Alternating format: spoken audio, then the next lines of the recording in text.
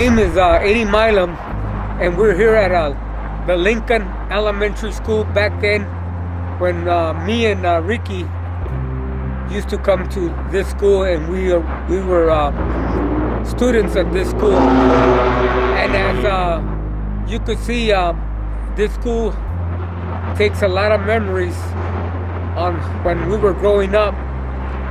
As you could see on this side of the freeway, there is a ditch where it would get full of water. This was all an area where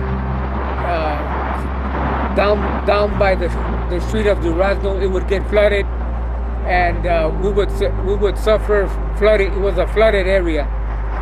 But we came to this school, and the way I met Ricky was through I had a dog that would walk me to school, and he would wait for me after school. And as he was waiting for me, Ricky approached me and said, "Hey, is that your dog?" I said, "Yeah, that's my dog."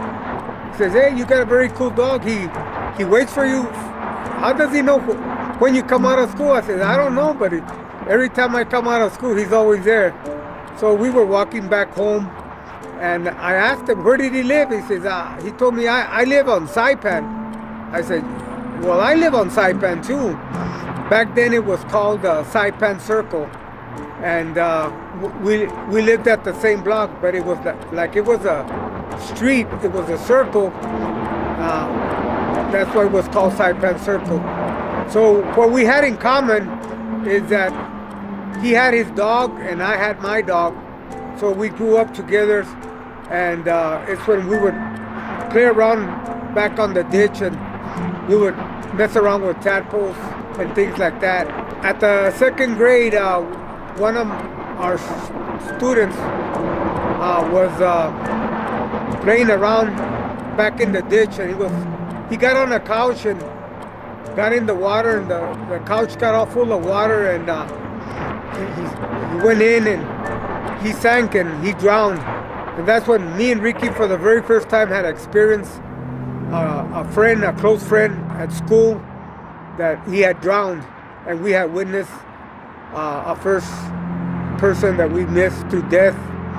And we would play around in the on lunchtime and things like that. We grew up here, and we had good times together. Played around with marbles, played tops. We even played a Mexican game named Chinchilawa. And we had a great time growing up here. And we have memories. Also, back at the corner of the school was a store where we would go in and buy candy. But Ricky would not buy candy. He would steal the candy. And I remember that I would ask him, why do you steal those Hershey bars? He loved Hershey bars. And he told me, well, they taste better when they're stolen.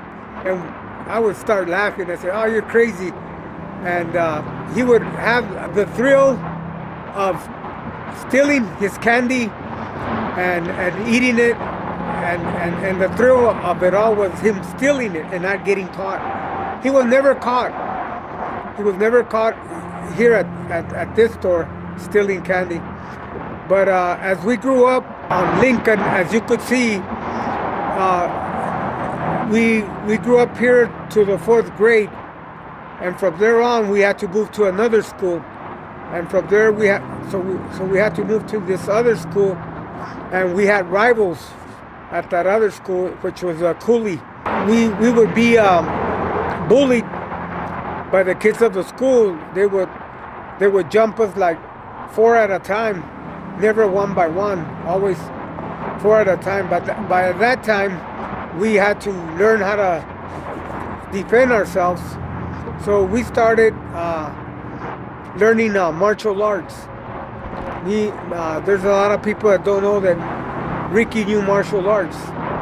So we started defending ourselves and taking care of ourselves through martial arts. And within time, the kids from the school, they left us alone. They wouldn't bother with us no more. But that was at the other school at Cooley. And there's a lot of things that happened during that time that people don't know what went wrong with Ricky. He was a good boy, a common boy. We played baseball, football, and basket, and like the average boy. But the thing is that during the time, Ricky suffered from severe concussions. He had an accident, and he had a great concussion on his head, and the things he experienced in his life, that he told me that his I don't know if it was his uncle or his cousin Mike, that he had shot his wife in front of his eyes, and Ricky was very traumatized by it. He told me he was very afraid of Mike for what he had seen, and Mike had threatened him to take his life away if he would snitch on him.